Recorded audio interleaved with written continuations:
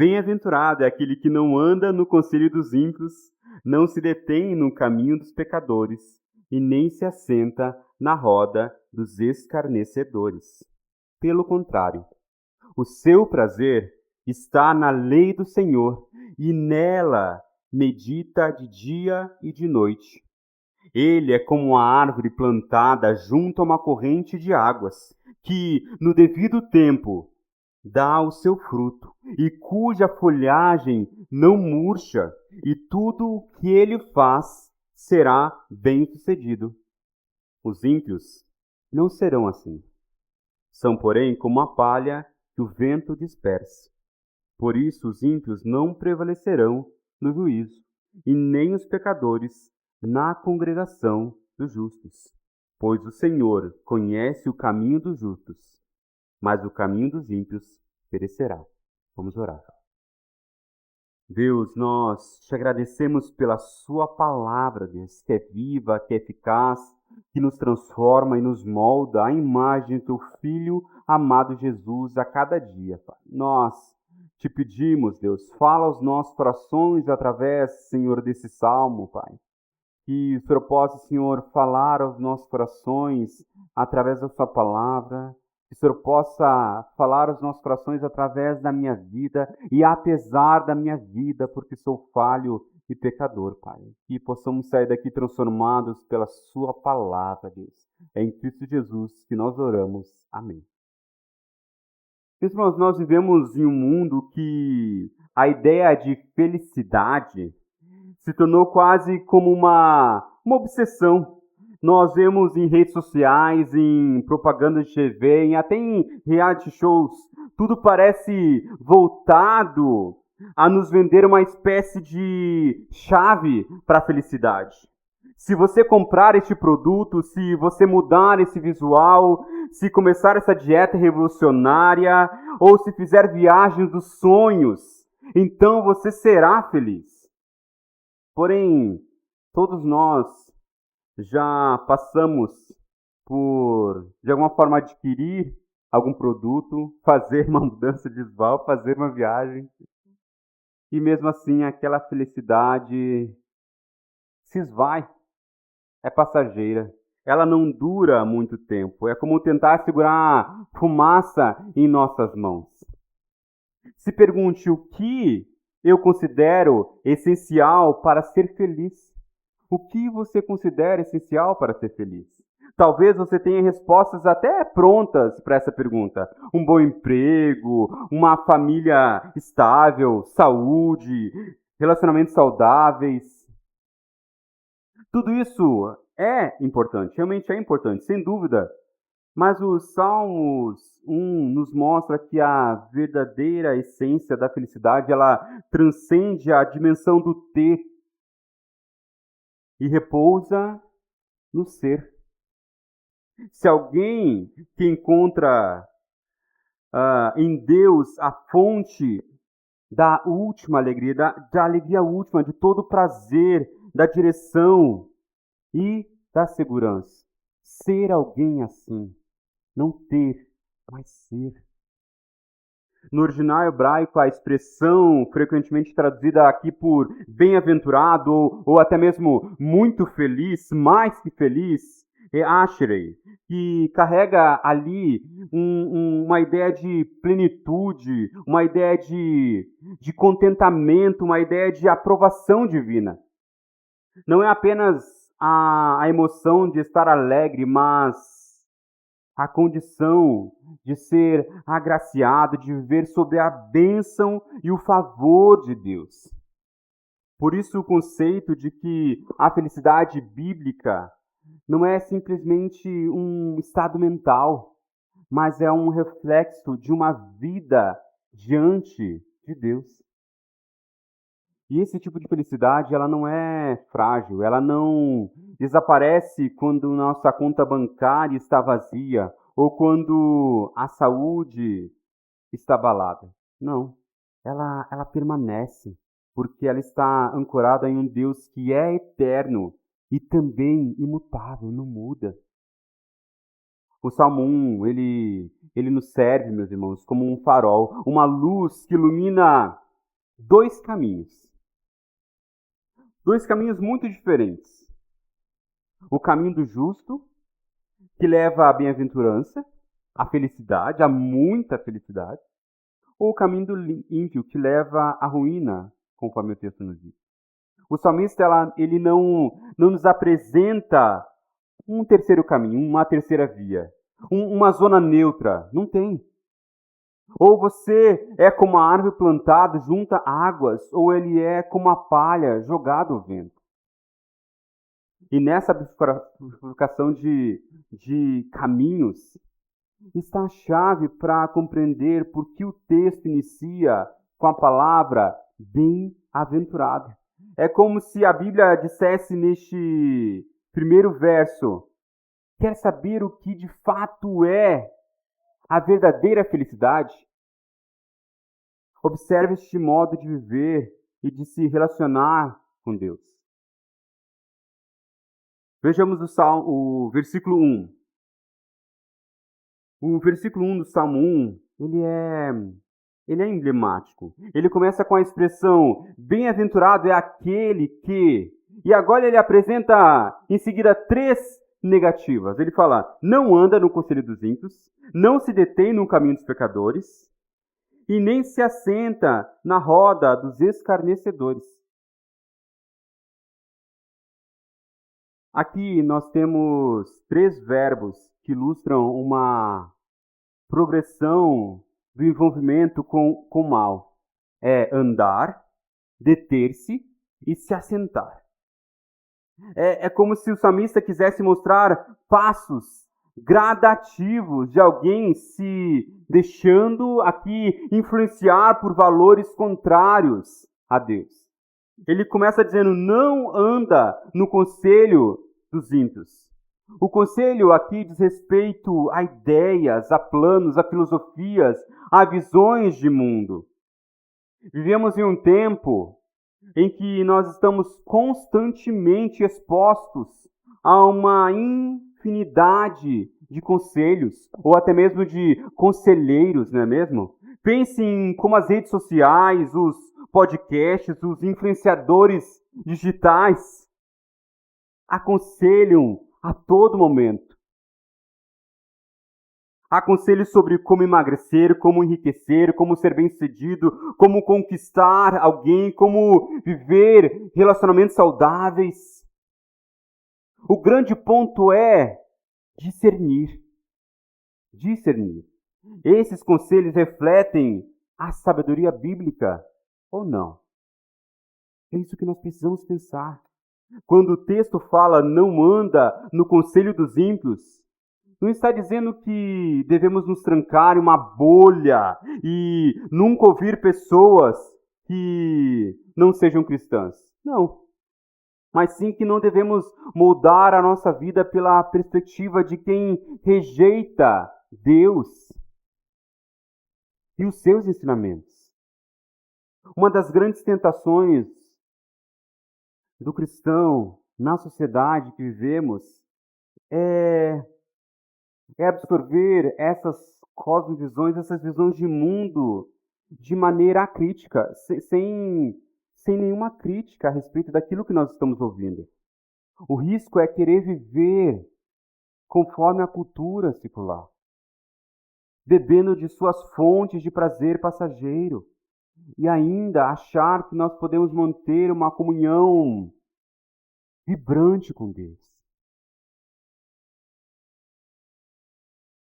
Esse não andar no conselho dos ímpios, ele implica o exercício do discernimento bíblico, meus irmãos. É comum nós recebermos conselhos que à primeira vista parecem corretos e até mesmo muitas vezes úteis, mas são oferecidos com uma boa retórica e com uma aparência até de sabedoria, mas que na essência podem carregar motivações ou até mesmo princípios equivocados ou até antibíblicos. Eles podem se basear em uma visão parcial da realidade. em interesses egoístas ou até mesmo em valores que contrariam a vontade de Deus. Mesmo aqueles que são até sutis quando falam. O grande desafio nosso é desenvolver um filtro que nos ajude a perceber onde estão essas distorções e quais consequências reais aquela orientação, aquele conselho pode nos trazer.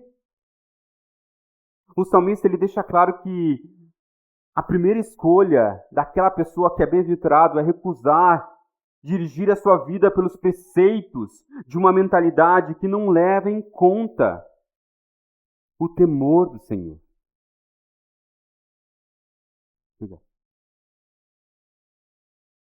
O segundo ponto, a segunda negativa que ele vai trazer é: não se detém no caminho dos pecadores. Após aqui ele dizer não seguir os conselhos dos ímpios, não andar no conselho dos ímpios, vem o caminho dos pecadores. Este segundo estágio aqui sugere não apenas ouvir ali o conselho, mas considerar conselhos ruins e começar a caminhar de fato conforme esses princípios, esses conselhos. É quando as orientações falsas já não estão apenas na esfera de ideias, mas se tornam prática em nossas vidas agora. A ideia do caminho, na linguagem bíblica, indica um modo de vida, um estilo, um percurso de vida. É a rota que nós escolhemos viver.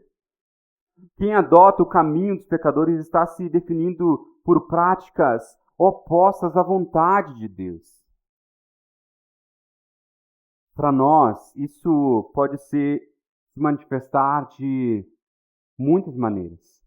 Pela corrupção no trabalho, às vezes por uma vida sexual antes do casamento, por mentiras constantes que contamos, tentando ocultar, às vezes, falando meias verdades, manipulação de pessoas, a ganância pelo dinheiro que nós vivemos hoje na nossa sociedade hoje, onde nada é suficiente, a desvalorização da família, ou até mesmo do que é uma vida,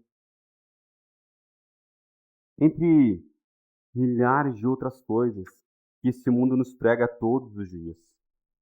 Uma pessoa que se detém nesse caminho, quando se conforma com ele, quando a pessoa se detém nesse caminho, ela começa a se conformar com aquele caminho. Quando se habitua tanto que já não sente incômodo, sabe? Ou a convicção de que aquela prática ela é pecado. Ela já não consegue entender que aquilo que está praticando é pecado. Apesar da Bíblia falar que é. No contexto da igreja, pode acontecer de alguém até conhecer intelectualmente a Bíblia, saber muito da Escritura, mas gradativamente permitir que esses falsos conselhos entrem em seus corações a ponto de justificar comportamentos contrários à palavra de Deus. Quantos de nós conhecemos pessoas assim, que estavam dentro de congregações, de comunidades, mas que, com o decorrer do tempo, começaram a ouvir conselhos que fizeram afastar da palavra de Deus. E como resultado, aquela pessoa não apenas flerta com o pecado, mas o abraça como um estilo de vida. O salmista diz que quem deseja ser verdadeiramente feliz, bem-aventurado, não deve permanecer neste caminho. A terceira negativa é: não se assenta na roda dos escarnecedores. É uma progressão que culmina aqui: assentar-se na roda dos escarnecedores. Assentar-se aqui implica em pertencer, em ter comunhão, em acolher e também ser acolhido.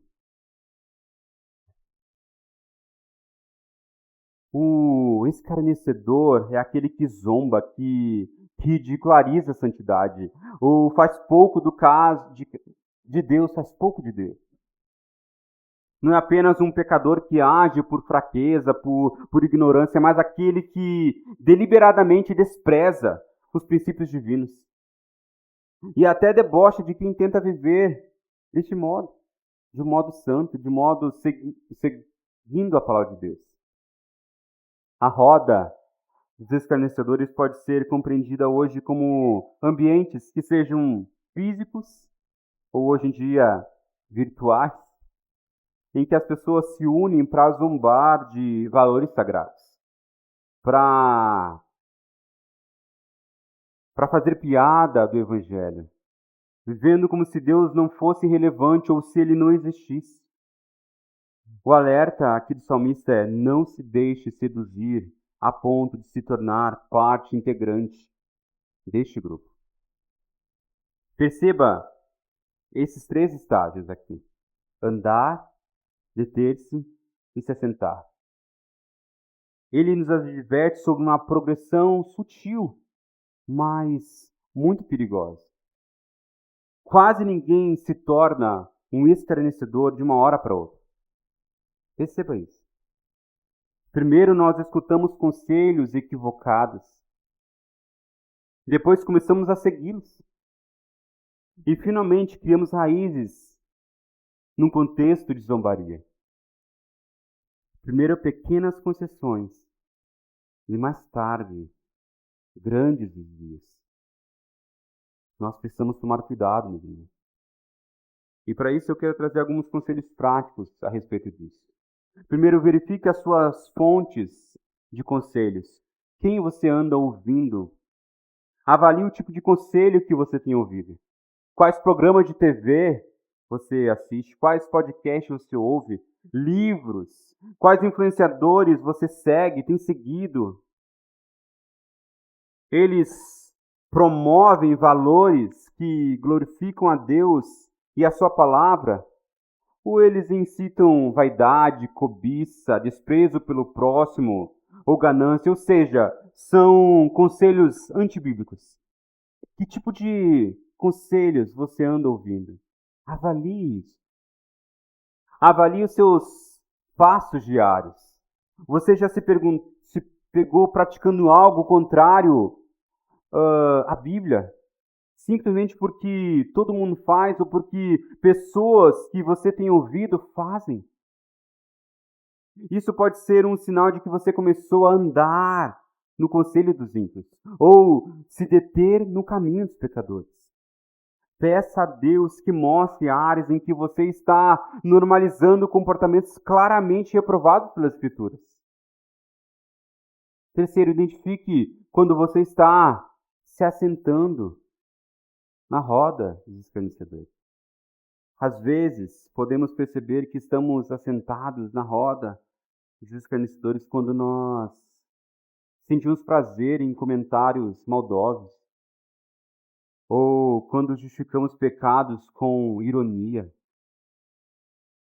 ou ainda quando fazemos parte ativa de grupos que desdenhem a fé ou valores bíblicos. Cuidado, meu filho.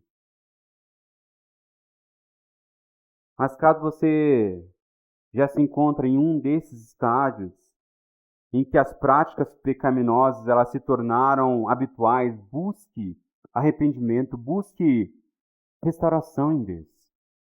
Lembre-se que Jesus veio para chamar pecadores ao arrependimento.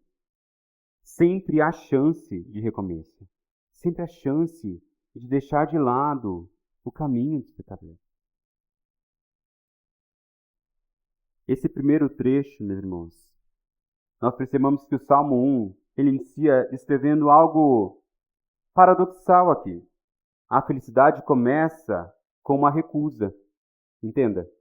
A felicidade, a bem-aventurança, começa com uma recusa.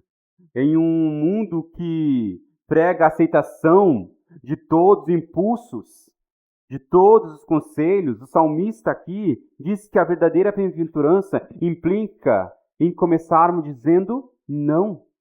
não a conselhos contrários à palavra de Deus, não a caminhos que desonram seu nome, e não em sentar em roda de quem faz pouco caso de Deus.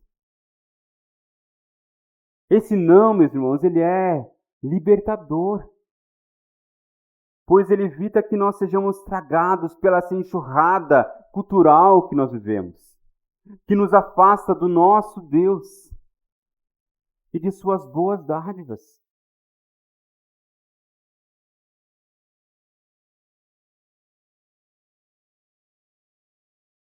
E para que esse não seja apenas reativo, o versículo agora 2, ele mostra o lado positivo. Afinal, o que o bem-aventurado faz? Pelo contrário, o texto diz: o seu prazer está na lei do Senhor, e na sua lei medita de dia e de noite. Ele começa dizendo pelo contrário. Diferentemente daqueles que ouvem conselhos, de que andam num caminho e que se assentam em roda. Aqui a construção literária sugere um contraste aqui marcante. Em vez de se deixar moldar pela impiedade, o bem-aventurado se deixa moldar pela lei de Deus, pela palavra de Deus. Ele tem prazer na palavra de Deus. Enquanto o ímpio, ele é caracterizado pelo conselho pecaminoso e pela zombaria, o justo, em contrapartida, é caracterizado pela satisfação na palavra de Deus, no conselho de Deus. Ele diz que ele tem prazer na lei do Senhor. Quando falamos aqui de lei do Senhor, muitas vezes nós pensamos apenas nos 10 mandamentos ou até mesmo no conjunto de regras do Antigo Testamento. Mas no hebraico a palavra Torá, que lei, pode ser traduzida no sentido de instrução, de ensino, no ensino do Senhor, no ensino de Deus. Isso implica que o salmista se refere aqui a toda a revelação divina, não apenas preceitos pontuais aqui. E para nós cristãos, diz respeito a toda a Bíblia, principalmente os ensinamentos de Cristo Jesus, o nosso Senhor, o Deus encarnado. Quando o salmista ele fala em prazer, ter prazer, ele está indicando que algo não é algo mecânico, entende? Não é algo forçado. É o mesmo tipo de satisfação que nós sentimos ao saborear uma comida que nós gostamos, uma comida deliciosa, ao contemplar uma vista que a gente acha bonita, ou até mesmo um quadro pintado que a gente acha belo. A gente tem um prazer, uma satisfação. Só que nesse caso, o objeto de deleite é a palavra de Deus. É a palavra do nosso Criador. O ponto central é que o bem-aventurado ele ama, ele tem prazer naquilo que Deus fala, naquilo que Deus comunica. Ele se delicia na vontade de Deus, pois ele reconhece que o Criador ele é bom, ele é sábio. É um relacionamento de amor, baseado no amor, não por obrigação. E o segundo, ele medita nessa lei de dia e de noite. Para enfatizar aqui o prazer, o salmista diz que o bem-aventurado medita de dia e de noite na lei do Senhor. Essa expressão é uma figura de linguagem que representa uma constância. Não significa que o cristão ali, o bem-aventurado, ele fica 24 horas trancado no quarto lendo a Bíblia. Não, mas que a palavra de Deus se torna a sua referência contínua, entende? Não é uma prática esporádica, não é uma prática sazonal. É algo que se torna parte do viver diário, permeando os nossos pensamentos e as nossas decisões. Perceba que a ênfase na meditação constante na palavra de Deus contrasta aqui diretamente com a ideia de receber o conselho dos ímpios. É como se o salmista dissesse, em vez de você absorver as vozes deste mundo, absorva a voz de Deus. Quanto mais mergulhamos nas Escrituras, mais aptos nós ficamos para discernir o que é e o que não é caráter de Deus. o que é e o que não é vontade de Deus. Meditar aqui, no contexto bíblico, tem uma conotação de ruminar as verdades divinas, de mastigar, de ficar ali mastigando, mastigando, mastigando. É como se pegássemos o versículo e repetíssemos várias e várias vezes, mergulhando em cada palavra, orando sobre ele, refletindo como se aplica aquele versículo em situações diárias. Na cultura hebraica, a meditação ela frequentemente envolvia também falar baixinho, recitar versos, trechos, transformá-los em cânticos, em orações. A ideia de que essa palavra não seja apenas conhecida intelectualmente, mas internalizada em nossas vidas. É isso que significa meditar. Dito isso, nós precisamos lembrar que todo o Antigo Testamento aponta para Cristo. Toda a palavra de Deus aponta para Cristo. Então, quando nós falamos a lei do Senhor, nós precisamos lembrar que Cristo é o cumprimento da lei. Ele é o Verbo encarnado, segundo João diz. Meditar na lei de Deus hoje significa, em última análise, meditar na pessoa e na obra de Jesus, que culminou na cruz para nos salvar. Jesus que cumpriu perfeitamente a lei de Deus, que concedeu graça para que nós possamos viver agora a palavra de Deus realmente.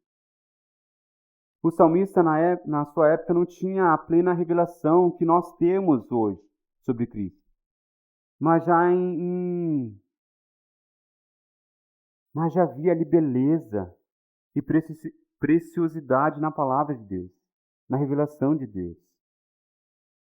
Quanto mais nós hoje, que temos a revelação completa da palavra de Deus, como nós precisamos ali nos saborear da palavra de Deus, sabendo que ela é muito mais preciosa de qualquer outro conselho que a gente possa ouvir por aí.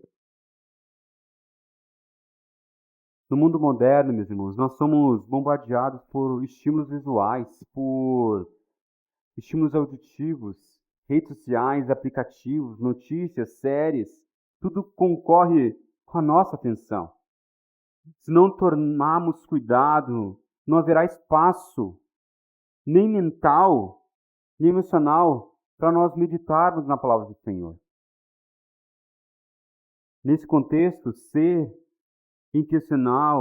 precisamos ser intencionais em dedicar um tempo de qualidade à leitura e à reflexão da Bíblia. Nós precisamos criar no nosso dia a dia pausas sagradas, onde nós possamos realmente tirar um tempo para meditar na palavra de Deus. Seja pela manhã, seja antes de dormir, durante o dia, nós precisamos tirar tempo para meditar na palavra de Deus, meus irmãos. Crie um plano de leitura e reflexão. Escolha um livro da Bíblia.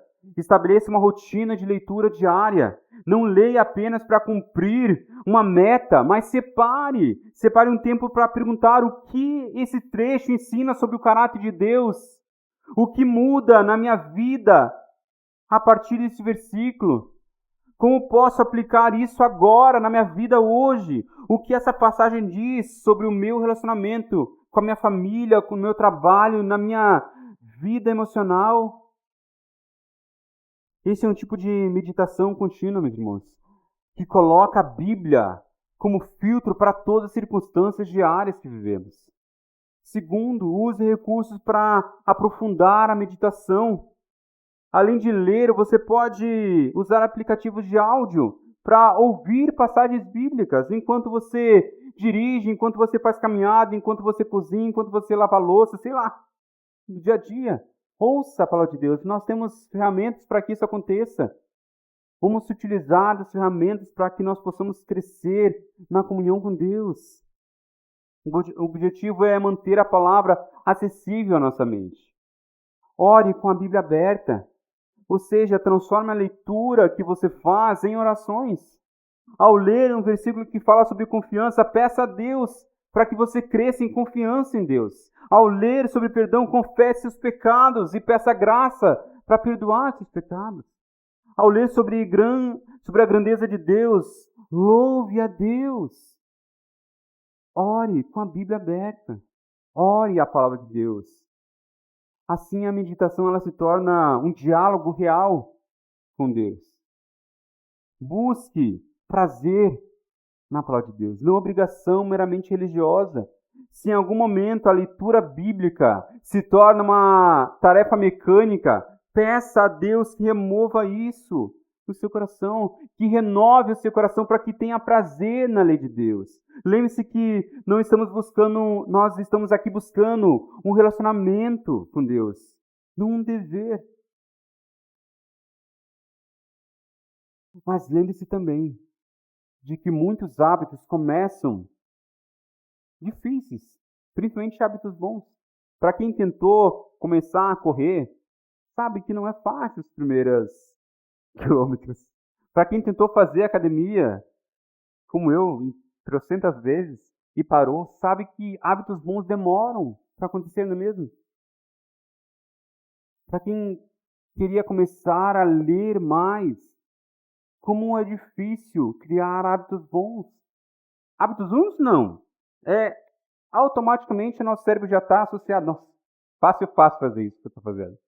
Mas hábitos bons são muito difíceis. Então, às vezes, aquilo que pode trazer prazer para você mais tarde, pode demorar um pouco. Pode requerer de você um pouco mais de esforço. Então, se esforce até você ter prazer na lei do Senhor. Mas não faça isso como um momento mecânico, mas um relacionamento com Deus. Um tempo onde você tira para conhecer mais a Deus.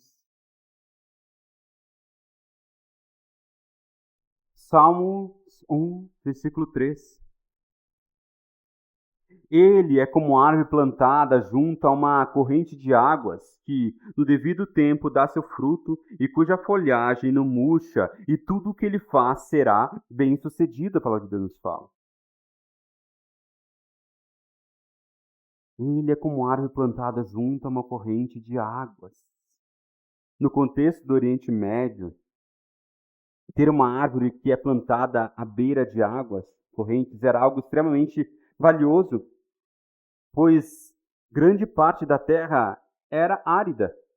Então, uma árvore próxima a um rio é um canal de irrigação, ela desfruta de uma estabilidade, tendo acesso constante à umidade necessária para que ela cresça e se desenvolva.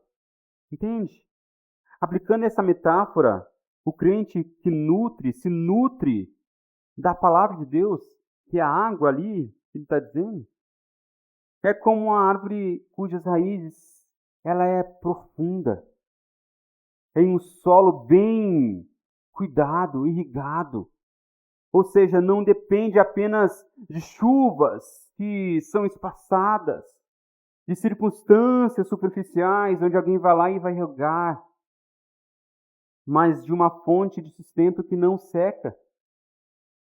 Assim, ainda que a vida apresente períodos de seca e de calor acessível, reapresenta.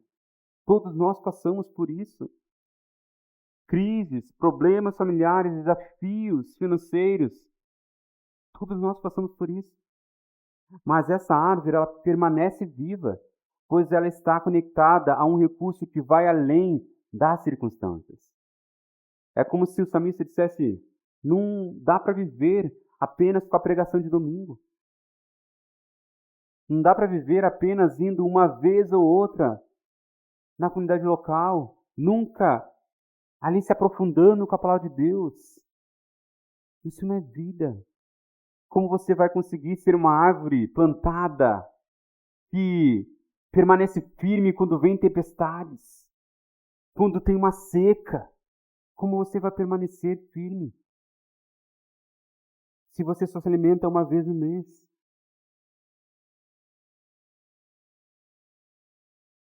O bem-aventurado é aquele que no devido tempo dá o seu fruto.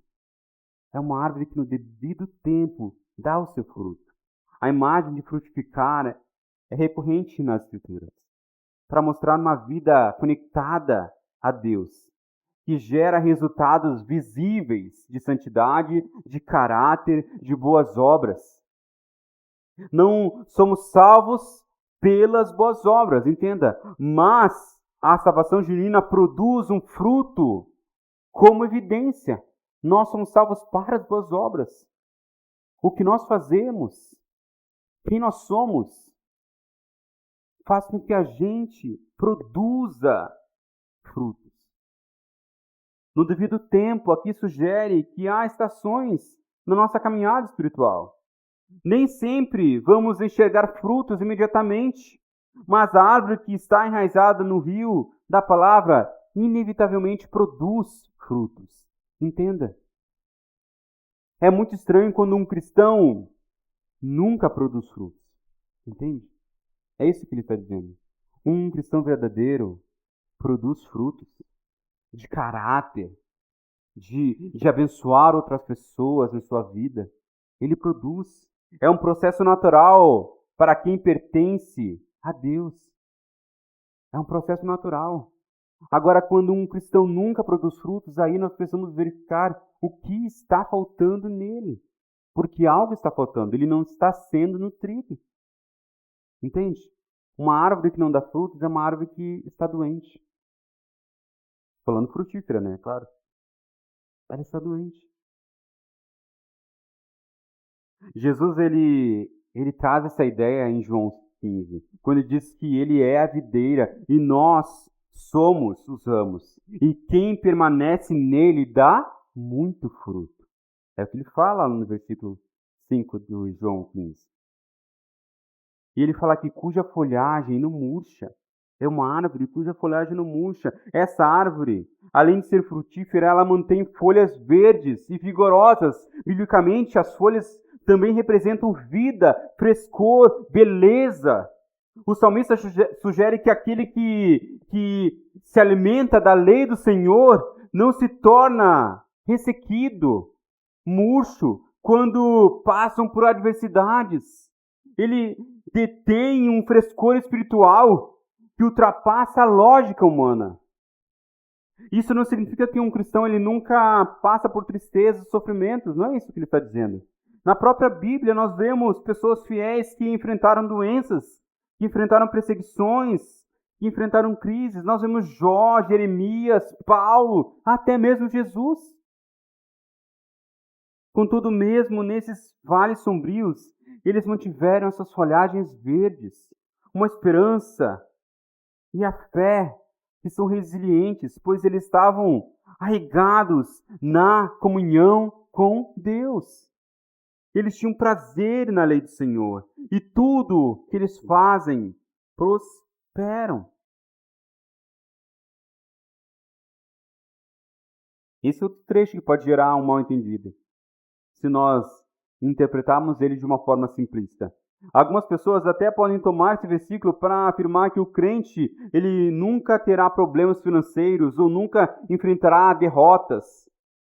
Entretanto, o sucesso bíblico aqui, meus irmãos, não pode ser reduzido a uma prosperidade material ou ausência de problemas. Não. O bem-sucedido é aquele que tem um sentido de prosperar sob o ponto de vista de Deus. O salmista afirma que quando nossa vida está alinhada com a palavra de Deus, Deus nos conduz em seus caminhos. Em nossos empreendimentos, eles são abençoados de acordo com o plano de Deus. Isso pode sim incluir bênçãos materiais, pode, Deus nos abençoa, mas não se restringe a isso. E não necessariamente Ele precisa nos abençoar. Lembre-se das bem-aventuranças. Bem-aventurado é aqueles que choram, aqueles que são perseguidos, aqueles que são injuriados pelo nome de Cristo. Bem-aventurados, muito felizes. Isso pode sim incluir bênçãos materiais, quem diz, mas não necessariamente precisa incluir. A verdadeira prosperidade é ver o propósito de Deus sendo cumprido em nós e ter paz interior, relacionamentos saudáveis, crescimento de caráter parecido com Jesus Cristo, um serviço frutífero em nossas congregações e também na sociedade que vivemos.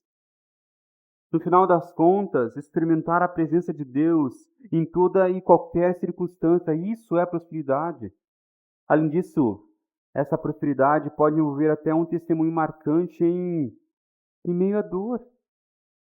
Por exemplo, existem cristãos que ficam doentes e ainda assim atravessam essa fase com tamanha serenidade e fé que acabam sendo um farol de esperança para as outras pessoas que estão na sua volta, para os outros doentes. E nesse sentido, eles foram bem-sucedidos em glorificar a Deus, mesmo na adversidade, demonstrando como a graça de Deus o sustenta na doença. Isso é ser bem-sucedido. Agora vejamos os versículos 4 e 5. Os ímpios não são assim. Porém, como a palha que o vento dispersa, por isso os ímpios não prevalecerão no juízo, nem os pecadores na congregação dos justos. Enquanto o versículo 3, meus irmãos, ele encoraja a permanecer na fonte da palavra, nós percebemos então um contraste que se torna explícito nos versículos 4 e 5. Ele fala, enquanto o justo é comparado a uma fonte firme, uma árvore firme, frutífera. Um ímpio aqui ele é descrito como uma palha soprada pelo vento. Olha o contraste aqui. A imagem de palha que na cultura agrícola da época, após eles debulharem o cereal, havia um processo de joirar, no qual o trigo ele era separado da palha. E eles lançavam o cereal para o alto e o vento levava embora as cascas secas ou a palha, enquanto o grão ele caía no chão, porque ele era pesado. A palha aqui, portanto, simboliza algo sem peso, algo sem valor nutritivo, algo sem consistência. Essa é a imagem que o salmista escolhe para descrever uma vida de uma pessoa ímpia. Sem um peso, sem substância, facilmente dispersa por qualquer vento. Assim como a árvore bem enraizada simboliza a firmeza, a palha simboliza ali uma futilidade, uma instabilidade. Alguém que vive desconectado de Deus, meus irmãos, pode até experimentar alegrias momentâneas, mas não tem solidez para resistir aos ventos contrários. E, sobretudo, não terá defesa no juízo final, como a palavra de Deus fala aqui. Por isso, ímpios não prevalecerão no juízo. E essa expressão aponta para uma realidade escatológica aqui. Haverá um dia que todos comparecerão diante de Deus. O salmista declara que os ímpios não prevalecerão. Pode parecer aqui... Esses ímpios podem parecer poderosos agora, podem oprimir pessoas, podem zombar, mas quando confrontados com a santidade de Deus, não terão fundamento sobre os quais se apoiar. Haverá um momento que cada pessoa prestará contas de seus atos. Aqueles que rejeitaram deliberadamente a Deus e a sua lei, a palavra fala que não suportarão esta avaliação. Todos nós um dia estaremos diante de Deus e prestaremos conta de tudo aquilo que nós fazemos ou deixamos de fazer. Todos nós. Pode você acreditar ou não na palavra de Deus. Um dia você estará diante de Deus e prestará contas. E a pergunta é, quem você será diante dele? Como uma árvore plantada ou como uma palha levada pelo vento? Nós cristãos, para nós cristãos, a doutrina do juízo é ao mesmo tempo solene, mas também confortante. Como nós vimos em Salmo 73, que trabalhamos no primeiro domingo deste ano. Ele é solene porque temos a responsabilidade de ver diante do Senhor, diante desse Deus. Mas ele também é confortante porque sabemos que ele trará justiça plena a todo mal deste mundo, que será desmascarado. A nossa esperança está na justiça final de que Deus colocará todas as coisas em ordem. Nem pecadores na congregação dos justos, o salmista nos fala. Além de não prevalecer o juízo, o texto diz que os pecadores não prevalecerão na congregação dos justos. Isso indica a separação definitiva entre os que pertencem a Deus e os que persistiram em se opor a Ele. É importante explicar aqui que os pecadores, nesse contexto, não se refere simplesmente às pessoas que não falham. Não. Afinal, todos nós somos pecadores e carecemos e precisamos da glória de Deus, da graça de Deus. O termo se refere àqueles que permanecem em rebeldia, abraçando o pecado como estilo de vida e rejeitando o caminho da retidão. São esses que não prevalecerão na congregação dos justos. Na perspectiva do Novo Testamento, nós sabemos que Jesus ele veio buscar e salvar pecadores. O Evangelho está aberto a todos, meus irmãos, a todos, inclusive aos ímpios que se arrependerem. O Evangelho de Cristo é um convite para deixar de ser palha e se tornar árvore plantada junto às águas da graça de Deus. Mas se alguém insiste em desprezar a graça e trilhar o caminho contrário, não haverá como essa pessoa desfrutar da comunhão dos justos, quando todos estivermos com Deus. A comunhão dos justos, eles não está falando sobre a igreja aqui, mas sobre aquela que subirá com Cristo. Então, finalmente, chegamos ao versículo 6. A última linha do Salmo 1, ele diz: pois o Senhor conhece o conselho dos justos, mas o caminho dos ímpios perecerá. Aqui encontramos o clímax do tema. Um desfecho que confirma tudo o que o salmista expôs nos versículos anteriores. Ele fala: o Senhor conhece o caminho dos justos. E a palavra conhece aqui no hebraico não é apenas intelectual. Não, ele indica um conhecimento profundo, um conhecimento relacional, um conhecimento aprovador. O salmista está dizendo que Deus não apenas vê os justos, não apenas conhece os justos, mas se envolve com eles, os guarda, os guia, aprova a sua caminhada. Em outras palavras, os justos não estão sozinhos. Você, que é cristão, não está sozinho. O próprio Criador do Universo se importa com você, nos acompanha. Pode ser que ninguém o ouça, mas Deus está vendo. Isso traz um consolo imenso, porque para quem busca viver em conformidade com a vontade de Deus, em meio às pressões diárias, permanecer na palavra de Deus. Pode até parecer que estamos nadando contra a correnteza, que ser honesto, que ser fiel, comprometido com a verdade não compensa, como a gente viu no Salmo 73. Mas esse salmo diz que o Senhor conhece. Deus se importa. Deus se coloca ao lado de quem procura obedecê-lo. Pode ser que ninguém esteja vendo o seu esforço de continuar e continuar persistindo em ser uma pessoa que honra a Deus. Pode ser que você não esteja vendo os frutos disso aqui, mas Deus vê. Ele conhece você. Essa vida passageira não é o fim dessa terra. Não é. Um dia todos nós estaremos diante de Deus e lá receberemos a coroa da glória.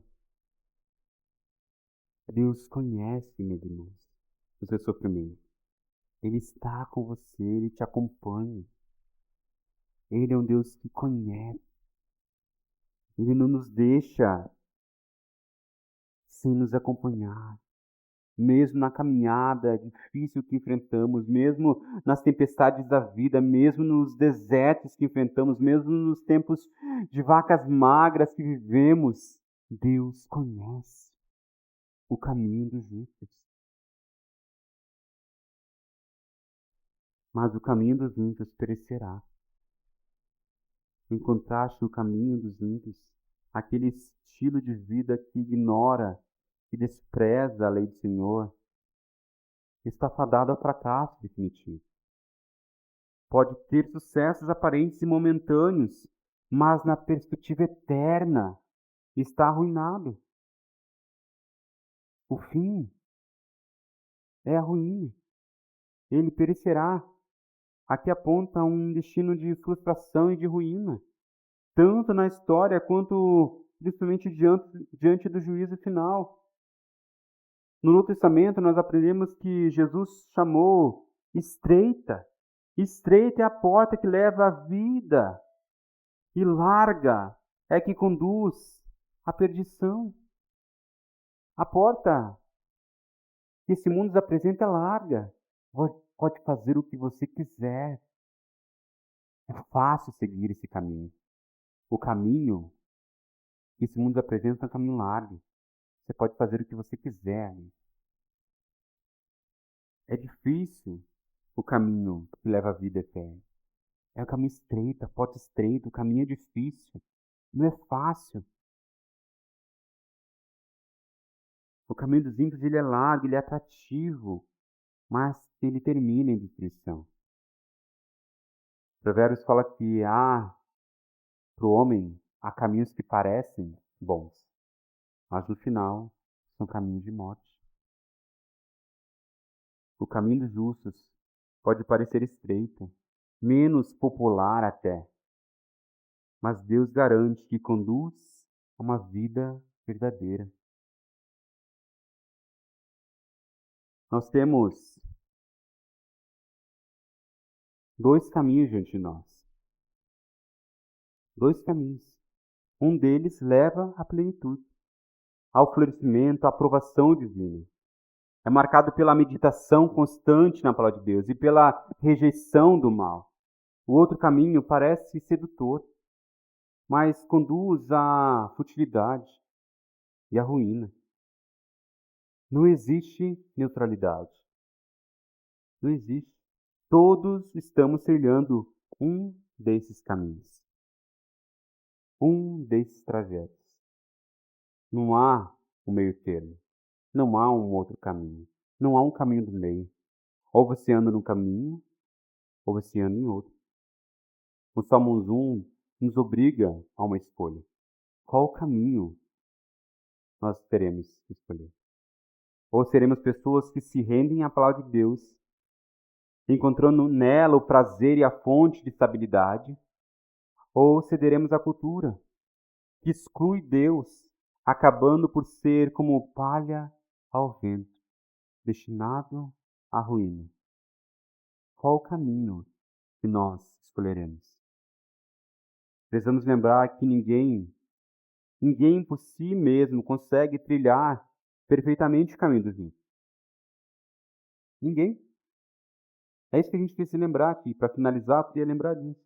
Todos nós, em maior ou menor grau, já nos deixamos influenciar pelos conselhos dos ímpios. Nos assentamos na roda do escárnio em algum momento da nossa vida. Nesse sentido, o Salmo 1 também aponta para a necessidade de um Redentor. Alguém que cumpriu a lei de Deus perfeitamente e que nos transfere a sua justiça. Essa pessoa é Jesus Cristo, meus irmãos.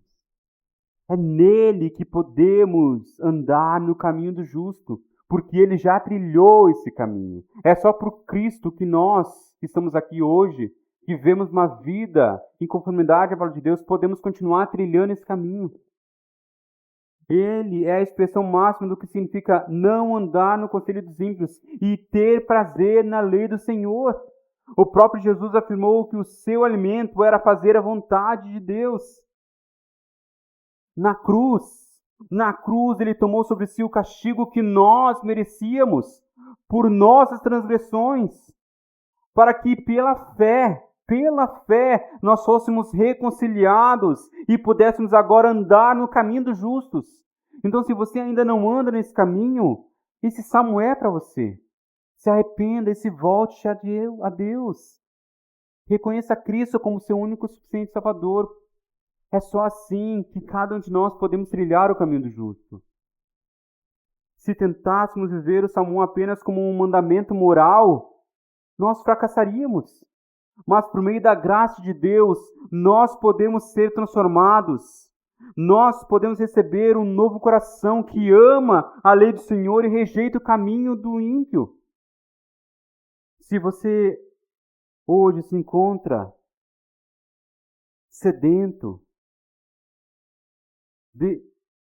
ali sentindo-se sem raízes, como uma árvore seca, aceite o convite de Deus para se aproximar de suas correntes de águas vivas.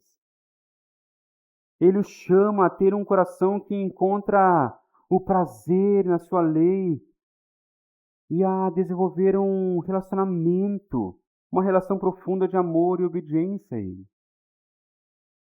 E se você já está nesse caminho, firme ainda mais, pois o Senhor conhece, o Senhor aceita a sua jornada e Ele completa a boa obra que já começou em você.